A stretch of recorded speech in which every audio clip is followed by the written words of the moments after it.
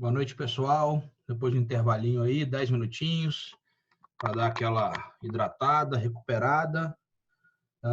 Voltamos aí com a nossa aula de princípios, processo penal. Pessoal aqui do Zoom, da querida Escola do Ministério Público, por favor, me dê aquele feedback para que eu fique com certeza de que vocês estão me ouvindo e me vendo. Estão no bate-papo aqui. Já mandei o convite também com a senha no grupo da pós-graduação e podemos seguir. Vou fechar aqui. Cadê o bate-papo?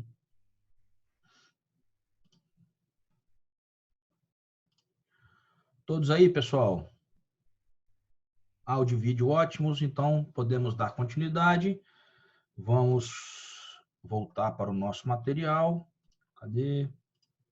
Vamos aqui voltar para o nosso material, certo? Terminamos aqui o princípio do juiz natural. Vamos aí a uma outra garantia, a um outro princípio processual penal. Eu gosto muito da expressão, pessoal, processo penal constitucional, né, ou princípios processuais penais constitucionais, exatamente por essa concepção de que os princípios eles devem ali, né, decorrer sempre de cima para baixo da Constituição, né? Então, o norte interpretativo aí é sempre a Constituição Federal. Direito ao silêncio ou direito à não autoincriminação, do latim aí, nemo tenetur sed tegere. Vamos lá. Quais são as principais acepções aí ou informações do que diz respeito ao direito ao silêncio? Ela é exatamente uma contrapartida à ideologia do primário Código de Processo Penal de 1941, né, em que nós tínhamos lá a presunção de culpabilidade, né? Evidentemente que num plano oposto à culpabilidade, nós teríamos ali a presunção de inocência, né? E eu vou gastar um tempo maior para falar sobre ela hoje, porque eu quero falar com vocês sobre a prisão em segunda instância. Mas também é uma contrapartida o direito ao silêncio, né? Por quê? Porque em 1941 o silêncio era interpretado em prejuízo do acusado e hoje o silêncio não pode ser interpretado em prejuízo do acusado. Também tem previsão constitucional, artigo 5º, inciso 63, o preso será informado de seus direitos, entre os quais de permanecer calado, sendo-lhe assegurada a assistência da família e do advogado. Em sentido amplo, isso para mim é uma definição simples aqui, mas muito coerente. Essa definição tem no meu livro de processo penal, aliás, fez um jabá aqui sem querer, mas, enfim, foi honesto, foi de coração, que eu falo o seguinte, e óbvio que eu não inventei isso, né? Mas eu tentei trazer uma definição ali. Em sentido amplo, não se pode exigir do acusado participação obrigatória na formação da prova que o prejudique. Então, você não pode, evidentemente, exigir do acusado que ele participe obrigatoriamente da formação de uma prova que possa lhe prejudicar. Você pode obrigar o réu a falar? Não. Eu vejo uma coisa até interessante em audiência, em que o réu, ou por ele ou pelo seu advogado, ele fala assim, olha, excelência, eu vou me reservar ao direito de permanecer calado. Perfeitamente. E aí vai o promotor ou o próprio juiz e começa a fazer pergunta. Não, eu vou fazer as perguntas, o senhor não precisa responder, mas eu vou fazer pergunta. Tem o menor sentido isso, né? Todas as vezes que o réu fala para mim que vai se valer do direito constitucional de permanecer calado, eu deixo ele calado, não faço pergunta nenhuma. Inclusive, eu asseguro o direito constitucional dele de permanecer calado, afirmando que aquele silêncio não vai ser utilizado contra ele. E eu advirto, obviamente, o Ministério Público, eu indefiro as perguntas, indefiro essa postura. Se ele não concordar com a minha decisão, consta em ata, né? Afinal de contas, estamos aqui para isso. Atinge qualquer outro meio probatório que, mesmo indiretamente, acarrete prejuízo à defesa. Um exemplo muito clássico aqui é a reprodução simulada dos fatos. O réu é obrigado a ir lá participar da reprodução simulada? Não, não é obrigado. Sabe o que eu me lembro aqui? Vou citar um caso famoso, nem gosto muito de trabalhar com a imprensa, né? Às vezes a mídia não leva a informação de forma precisa, mas nesse caso eu me recordo lá do crime da Suzane von Richthofen, não dela especificamente, mas quando foram fazer a reprodução simulada dos fatos com os irmãos Cravinhos, que foram acusados e condenados, né? Pode falar, porque já transitou em julgado, de serem os executores do crime. E aí eu me lembro de noticiarem, eu era novo, guri, né? Era quase uma criança, em que como é que foi que eles praticaram um crime, né? Então aí deram um pedaço de pau na mão deles, assim, porque alguma coisa que simulasse, né, o instrumento ali do crime. E aí eu me lembro do delegado falava assim, ou quem estava acompanhando, não, mas como é que você fez? Aí eu fico imaginando assim, eles lá fazendo, né, bate mais forte. Estou dizendo que isso aconteceu não, mas aqui já estou fazendo algumas elucubrações só para vocês entenderem se eu fosse da defesa o que eu pensaria. Você imagina isso sendo exibido no tribunal do júri. Ele lá, né, batendo, enfim, uma coisa horrorosa, um crime bárbaro desse, mas obviamente que isso para a defesa foi péssimo, né? Além da própria confissão que já existia, existe uma coisa chamada, né, carnal, que você está ali vendo, né? Você vai sentindo na pele a situação, e aí é óbvio que é uma comoção. Não que ele não merecessem a pena que tiveram, talvez até mais, infelizmente, né? Porque a situação foi muito bárbara, né? Um crime chocou o país inteiro, mas estou analisando só a questão especificamente do direito ao silêncio, né? De não participação de qualquer meio probatório que possa ali atingir a defesa, para ficar bem claro aqui, viu, pessoal?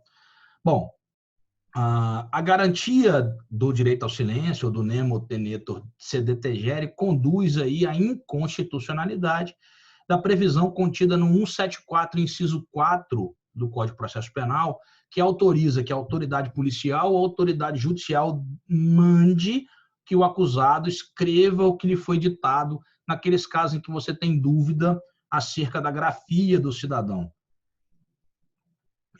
Posso determinar, cidadão, escreve aí. Não, isso vai pedir, isso vai solicitar. Se ele se recusar, não posso fazer nada, ok? Na verdade, nem falo que a gente precisa fazer uma releitura desse dispositivo. Ao invés de mandar, é solicitar. Para o Supremo Tribunal Federal, mais uma informação sobre o direito ao silêncio.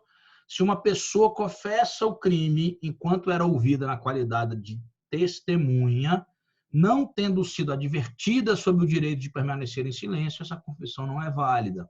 Então, a pessoa foi intimada para ser ouvida como testemunha. Eu não estou falando sobre o interrogatório subreptício aqui, não, que é aquele interrogatório que o cidadão finge que não está interrogando, mas já está. Não é isso. Ela foi intimada como testemunha, mas confessou o crime. Se ela não foi advertida previamente, como determina a Constituição Federal, do direito de permanecer em silêncio, essa confissão não é válida como prova, certo? Não é válida como prova. Então, com relação ao princípio, com relação à garantia, ou princípio, né, do direito ao silêncio, algumas considerações. Eu trago aqui uma interessantíssima reflexão sobre o direito ao silêncio no Tribunal do Júri. E essa intervenção, quem faz é um grande amigo e professor também de processo penal da UFES, o atual auxiliar do conselheiro nacional, corregedor, o professor Sérgio Ricardo de Souza. Ele fala sobre uma acepção prática, até interessante, por isso que eu trouxe para vocês analisarem, que é o problema de você exercer o direito ao silêncio no caso do Tribunal do Júri. No caso do Tribunal do Júri. Por quê? Porque os jurados têm o que nós chamamos de íntima convicção e você não vai ter certeza queria mandar um abraço aqui para o colega, professor Dr. Cristiano, presidente da OAB lá de Colatina, prestigiando também a live aí, um grande abraço. No que diz respeito aí ao exercício do direito ao silêncio, né? No caso do Tribunal do Júri, aí só uma consideração prática, né? Aqui, talvez um conselho para a defesa, que isso tem que ser medido, né? Porque você não sabe, por mais que você advirta, né? Por mais que você, na qualidade ali de juiz-presidente do Tribunal do Júri, advirta, né, que o silêncio não pode ser utilizado em desfavor do réu, você não pode se valer, né, o juiz togado não pode se valer do silêncio para prejudicar o réu, mas você não sabe como é que os jurados vão interpretar aquilo. Então, aqui é uma dica. E aqui uma advertência, já que o cursinho, aqui a aula é na Escola do Ministério Público, e aqui uma sugestão, quase uma obrigação de não fazer, senhores e senhoras, quando estiverem no plenário do júri, exatamente para que vocês não gerem nulidade nesse julgamento, na medida em que o réu deixar de comparecer ao plenário, exercendo o direito ao silêncio, ou se comparecer ao plenário e decidir não responder às perguntas, o Ministério Público não pode, de maneira nenhuma, usar expressões que às vezes a gente ouve, né? Infelizmente ainda, olha, se o réu fosse inocente, ele não iria abrir mão da oportunidade de expor suas razões. O réu se recusou a responder a pergunta X, ou seja, evidencia que é verdadeira a acusação. O réu não veio no tribunal de júri, o que demonstra aqui um descaso com os senhores jurados, que deixaram seus afazeres para vir nessa sessão de julgamento. Esse tipo de expressão é vedada ao Ministério Público. Por quê? Porque ele está se valendo do direito ao silêncio, né, para poder obter um julgamento favorável, para poder convencer os jurados. Estamos lá naqueles limites dos debates no Tribunal do Júri, há limites tanto para a acusação quanto para a defesa, mas esse é um limite importante de que o promotor não pode se valer dessa ausência do réu ou desse direito ao silêncio para fins de tentar prejudicá-lo, ok? Princípio do contraditório. Princípio do contraditório. Mais uma vez, eu talvez fale isso em todos os princípios. É uma decorrência lógica do princípio do devido processo legal, né? E umbilicalmente ali ligado ao princípio da ampla defesa. O princípio do contraditório garante que as partes, qual é a função dele? Garantir que as partes obtenham a informação de qualquer fato ou arguição contrária ao seu interesse, o direito de reação. E aqui é importante, o contraditório é para a defesa e para a acusação. Tanto o Ministério Público tem direito constitucional a exercer o contraditório, isso não é exclusivo da defesa, isso também é do Ministério Público, é óbvio, né? O contraditório também é do Ministério Público, então ele tem direito a receber informações sobre a atuação na defesa e exercer o direito de reação. E que essa reação seja realizada na mesma intensidade e extensão do ataque. Exemplo aqui, de novo, no Tribunal do Júri. Se o Ministério Público tem, como regra, 1h30 para falar, a defesa tem que ter 1h30 para falar. Se o Ministério Público faz uma intervenção, que nós chamamos de aparte, né, que hoje em dia o aparte é feito ao magistrado e somente com autorização dele que é permitido se fazer o aparte. A gente vê por aí que há os quase se degladiam, né, em plenário. Por favor, meus alunos da Escola do Ministério Público não sejam aqueles promotores que arrumem confusão e embate desnecessário no plenário, porque o embate saudável, obviamente, ele é democrático, né, faz parte da dialética, mas é necessário que você tenha o mesmo prazo. Alegações finais, o mesmo prazo. Isso que significa mesma intensidade e extensão do ataque. Você precisa dar a mesma oportunidade de contraditório para ambas as partes.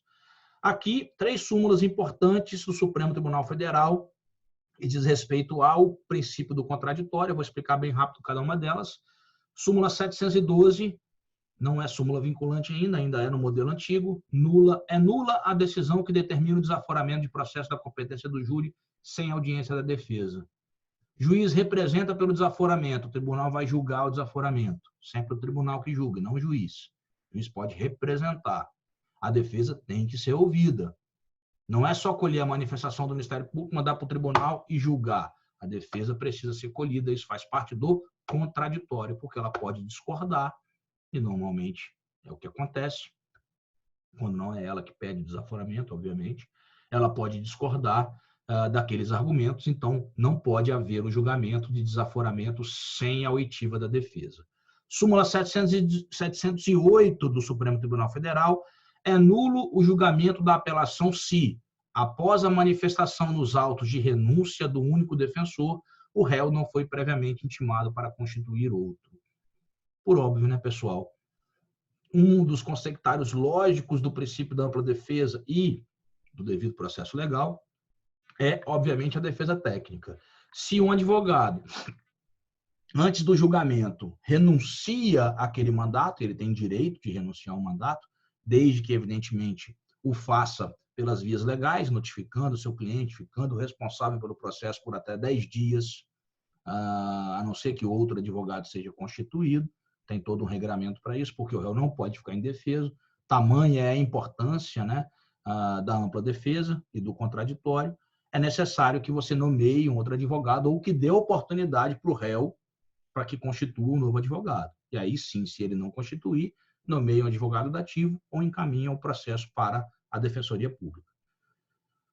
707, também súmula do Supremo Tribunal Federal, constitui nulidade a falta de intimação do denunciado para oferecer contrarrazões ao recurso interposto da rejeição da denúncia, não a suprindo a nomeação de defensor dativo. Olha, o Ministério Público apresentou a inicial acusatória, correto? Quando o juiz foi analisar, ele não recebe essa denúncia. Qual é o recurso cabível? Recurso em sentido estrito. A defesa, e aí eu já falei na aula passada sobre uma divergência no que diz respeito ao juiz de garantias, sobre o momento de recebimento da denúncia. Inclusive, essa situação já iria até ser solucionada se admitíssemos, como eu concordei, com a explicação, com o entendimento que foi perfilhado pelo professor Américo BD e pelo professor Gustavo Sena. Alterou-se agora, em definitivo, o recebimento da denúncia como sendo aquele lá do 399 do Código de Processo Penal, ou seja, após a resposta à acusação. Evidentemente, se for mantidas as disposições do juiz de garantias, porque o Luiz Fux, ministro, suspendeu o juiz de garantias. Mas, em se mantendo, haveria até uma solução para isso aqui. Mas no modelo atual de processo penal ordinário, você recebe a denúncia e depois cita o cidadão. Se você rejeita a denúncia e o Ministério Público apresentar o recurso em distrito, você tem que intimar o réu pessoalmente para constituir um advogado. E aí, se ele for intimado e não constituir um advogado, aí sim pode-se nomear um advogado dativo. Não pode-se nomear um advogado dativo ou encaminhar para a Defensoria Pública de imediato. É isso que reza a súmula 707 do Supremo Tribunal Federal. Algumas situações práticas do contraditório, que, na verdade, não ensejam a observância do contraditório. Por quê? O contraditório ele não é absoluto e há determinadas situações que você sequer pode intimar a parte contrária, sob pena de se frustrar a necessidade daquela decisão judicial. Primeiro, decretação da prisão preventiva do agente nos casos de urgência ou de perigo de ineficácia da medida.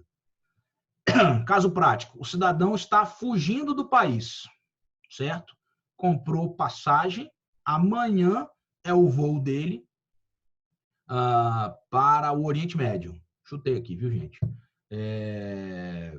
Ele tem lá parente em algum lugar, acertou o visto, o passaporte, amanhã ele vai ser preso. Vem o Ministério Público ou o delegado de polícia, excelência, ó, O cidadão vai fugir, vai se furtar a aplicação da lei penal. O que eu vou fazer? Intimo a defesa para se manifestar em 5 dias sobre a decretação da prisão?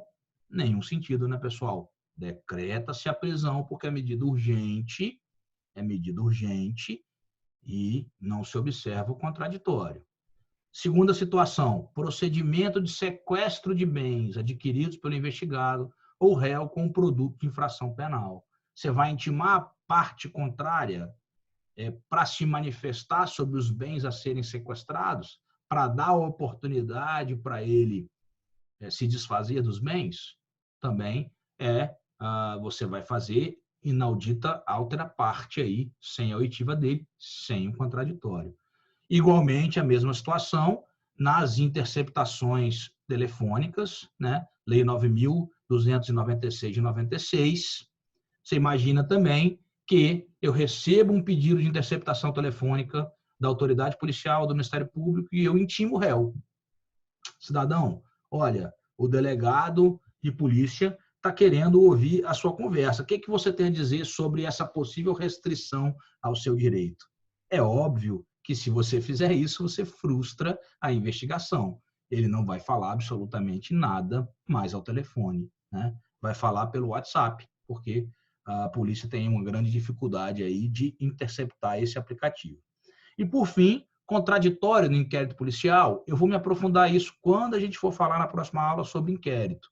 Mas sabemos que não há contraditório no inquérito policial, com exceção do inquérito policial para expulsão de estrangeiro. Lembre-se, então, que sempre tem uma exceção, que sempre vai cair em concurso público.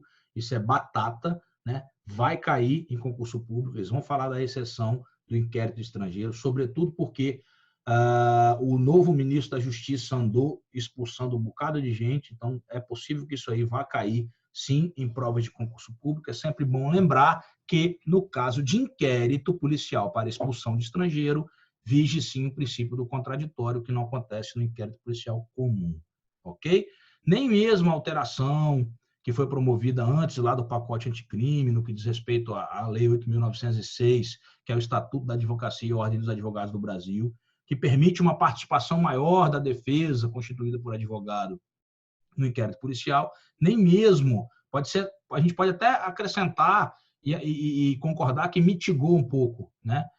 Mas dizer que existe o contraditório, não. O procedimento do inquérito policial ele é eminentemente inquisitivo, ok?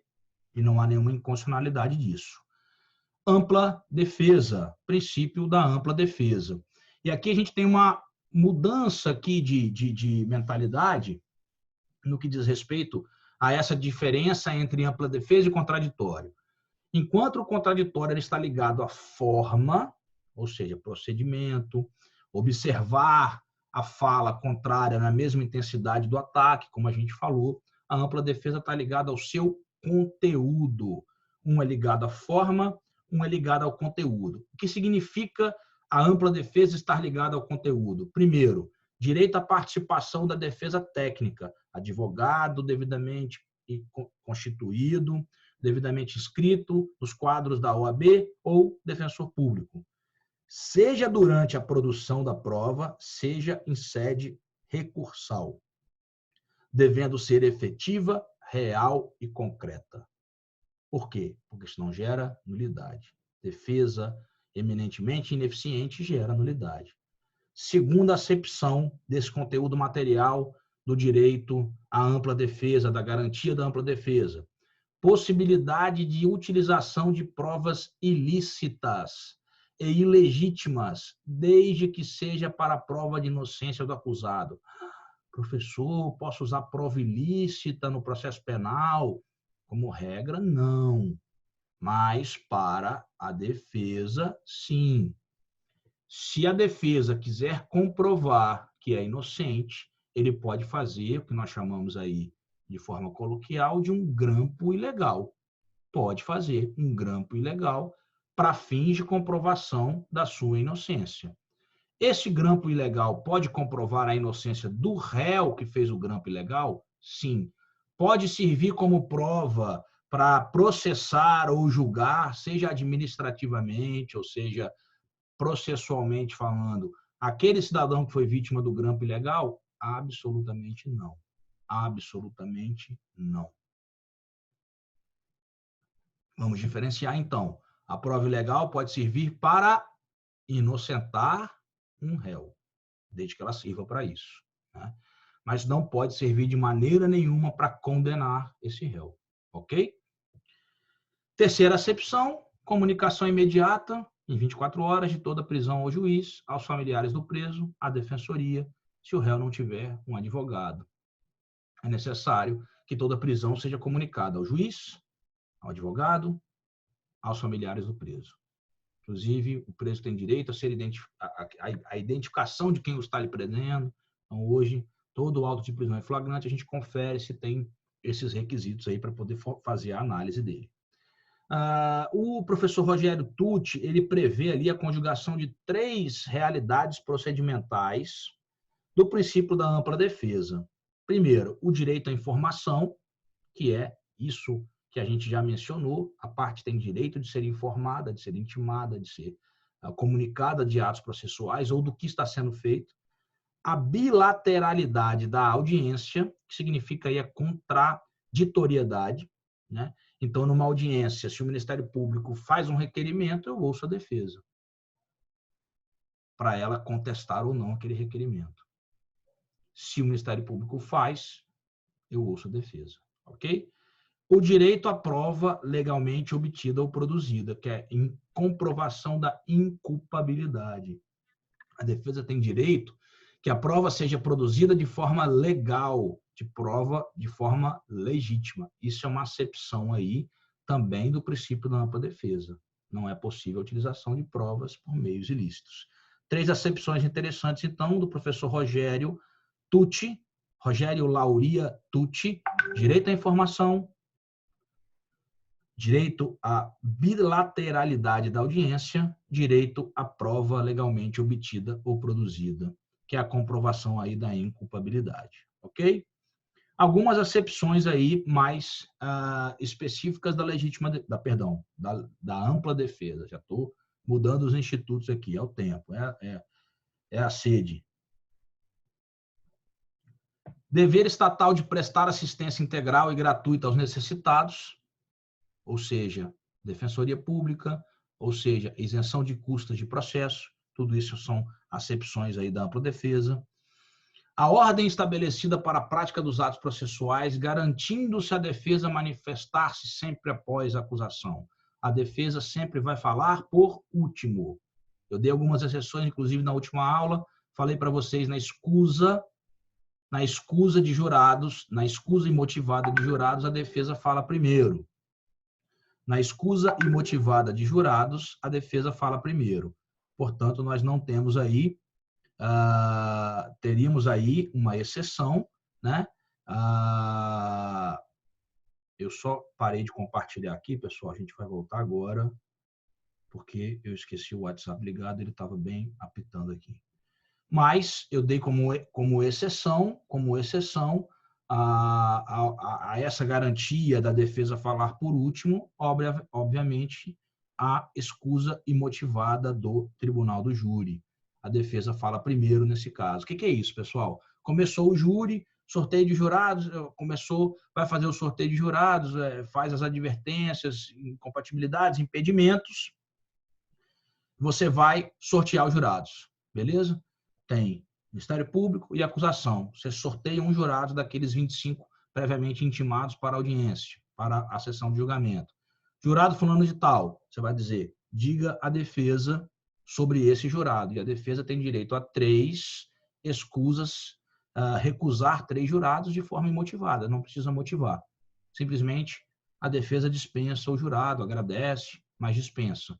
Neste caso aí, quem vai falar primeiro é a defesa. É uma exceção aí a essa concepção de que a defesa tem direito de falar por último. Eu queria mandar um abraço aqui, pessoal, professor Américo BD, entrou aqui na live. Vocês vão ter o privilégio, aqui os alunos da Escola do Ministério Público, para ter aulas com o professor Américo BD, além de ser uma das sumidades aí do penal e processo penal. é meu orientador no mestrado, então, obviamente, que não poderia deixar de render os meus abraços aqui, o professor Américo BD. Observação. A ampla defesa não significa que esteja o acusado sempre imune às consequências processuais decorrentes da ausência injustificada a audiências, a descumprimento de prazos, da desobediência de formas processuais ou do desatendimento de notificações judiciais. Aqui eu vou abrir um parêntese só para fazer uma crítica ao que eu acho de um paternalismo do processo penal com relação à defesa técnica. Né? Eu falei para vocês aqui, olha, o cidadão apresenta, quer dizer, não falei, né, mas vou falar. O cidadão apresenta o recurso de apelação. E no processo penal, diferentemente do processo civil, você pode apresentar uma petição de recurso de apelação e apresentar as razões posteriormente, certo? Você tem essa faculdade. Você apresenta, quer apelar. Depois você intima o cidadão para apresentar as razões recursais. Ele pode até arrazoar em segunda instância. Se o cidadão não apresenta essas razões, você tem que ficar intimando ele para apresentar. Ou então nomear uma pessoa para apresentar. Eu acho que há um paternalismo nesse ponto aí exagerado com o réu, no que diz respeito à prática de atos processuais. Né? Esses prazos impróprios para a defesa são, para mim, muito estranhos.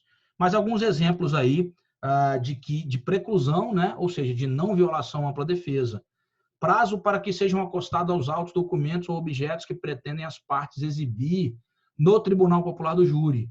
Há uma regra que você só pode exibir documentos no júri que não estejam no processo desde o início se você juntar no prazo de 3 dias. Isso é uma regra procedimental. Se a defesa não cumprir essa regra, ela não vai poder apresentar esses documentos. Isso não é violação à ampla defesa. O não comparecimento injustificado do advogado do réu à audiência de instrução. Então, se o réu não comparece à audiência de instrução e se ele não informou previamente o motivo da ausência, esse ato ele não vai ser adiado. O juiz vai nomear um advogado dativo, um defensor público e vai tocar a audiência. E é possível que o juiz faça, inclusive, um controle da insuficiência ou não da defesa, certo? O juiz pode considerar esse réu indefeso e destituir a defesa dele. Desde que você faça um procedimento específico lá do 265 do Código de Processo Penal, podendo, inclusive, aplicar multa ao advogado que abandonar aí o processo. Então, o fato de não comparecer à audiência de forma injustificada, viu, pessoal? Se ele apresentou uma petição com atestado médico, dizendo que tem um conflito na audiência, aí, obviamente, não vai sancionar o cidadão por isso, né? Nem o réu, nem o próprio advogado. Mas ele precisa ter o compromisso de informar o juízo até o momento de começar a audiência, é o que reza lá o 265 do Código de Processo Penal. A apresentação intempestiva de rol de testemunhas importa em preclusão. Qual é o momento de se apresentar o rol de testemunhas? Com a resposta à acusação. Então, você precisa observar esse prazo, senão preclui. A omissão do réu em atender a notificação para apresentar a resposta à acusação obriga o juiz a nomear um defensor para oferecê-la. Se regularmente notificado, o indivíduo acusado da prática de crime, tipificado ali na Lei 11.343, que é a Lei de Drogas, se ele não apresentar a defesa preliminar, aqui a Lei de Drogas, na verdade, tem essa fase, né, anterior ao recebendo a denúncia. Se ele não apresentar, se não nomear um advogado, não constituir um advogado, o juiz vai ter que nomear um advogado para ele constituir. Ok? Isso aí é a importância de se aplicar aí o princípio da ampla defesa. Mais alguma aplicação prática do princípio da ampla defesa? Súmula vinculante 14, súmula 705 e súmula 523 do Supremo Tribunal Federal. Súmula vinculante 14. É direito do defensor, no interesse do representado, ter acesso amplo aos elementos de prova que, já documentados em procedimento investigatório realizado por órgão com competência de polícia judiciária, digam respeito ao exercício do direito de defesa. Ou seja, pessoal, mesmo em inquérito policial, a defesa tem direito a acesso. O que a defesa não tem direito a acesso? Procedimentos, aliás, que estão sob sigilo, e aí vou dar um exemplo, um pedido de interceptação telefônica. Ele não fica no bojo do inquérito, ele fica em anexo ao inquérito. Instaura-se o inquérito e faz um pedido de interceptação telefônica em anexo. Se esse pedido de interceptação telefônica foi deferido, obviamente sem a oitiva do réu, e está em andamento, a defesa tem direito a acesso a esse pedido? Absolutamente não. Absolutamente não. Por quê? Porque ele ainda não foi documentado e não foi inserido nos autos do inquérito policial. É isso que reza a súmula vinculante. Uma coisa importante, a gente vai falar sobre o sigilo do inquérito lá na frente, que determinada prisão, decretada a prisão, cumprida a prisão, cai o sigilo, certo? Mas o que diz a súmula vinculante vai ter acesso ao que está documentado e o que está em andamento, de diligência em andamento, não tem direito ao acesso. Súmula 705, a renúncia do réu ao direito de apelação, manifestada sem a assistência do defensor, não impede o conhecimento da apelação por este interposta. O réu é intimado da sentença, ele fala, não quero recorrer. O advogado vai apresentar o recurso de apelação, conhece o recurso de apelação. Uma coisa não exclui a outra possibilidade. Súmula 523, no processo penal, a falta de defesa constitui nulidade absoluta, mas a sua deficiência só anulará o processo se houver prova de prejuízo para o réu. É o que eu falei sobre a ausência e insuficiência de defesa. A ausência de defesa, nulidade absoluta, a insuficiência vai ser necessária a comprovação de prejuízo nos termos lá do princípio pas de nullité sans griffe, né? Não há pronunciamento de nulidade sem comprovação de prejuízo, certo? Ausência de defesa, nulidade, insuficiência de defesa, comprovação de prejuízo. Princípio da presunção de inocência ou situação jurídica de inocência. Eu vou fazer mais uma pausa, nós estamos aqui faltando 3 minutos para dar os 40 minutos, para a gente falar do princípio de presunção da inocência. Por quê? Porque a gente vai gastar um tempinho para falar sobre a prisão em segunda instância. E aí eu vou precisar de um fôlego maior, certo? Senão a gente vai acabar sendo interrompido. Mas aqui, uma dica para o pessoal do Instagram e, obviamente, aos alunos aqui da Escola do Ministério Público, vamos retomar, porque a gente vai falar muita coisa interessante agora sobre a prisão em segunda instância. Eu vou dar uma destrinchada no julgamento do Supremo Tribunal Federal, que evidentemente ficou discutido. Vou trazer um posicionamento do professor Douglas Fischer sobre o garantismo penal integral. Então, quem puder aí, bebe uma água, volta, em 30 segundos eu vou retornar para a gente poder falar sobre a prisão em segunda instância. E, de repente, vou olhar alguma dúvida que o pessoal do Instagram tenha feito. Aqui, no Zoom, a galera do MP não fez nenhuma pergunta, mas se quiserem também, pessoal, fiquem à vontade, beleza? Vou fazer uma interrupção rápida e a gente retorna em 2 minutinhos. Pessoal, vamos voltar aí, 2 minutinhos, a gente vai retomar, ok?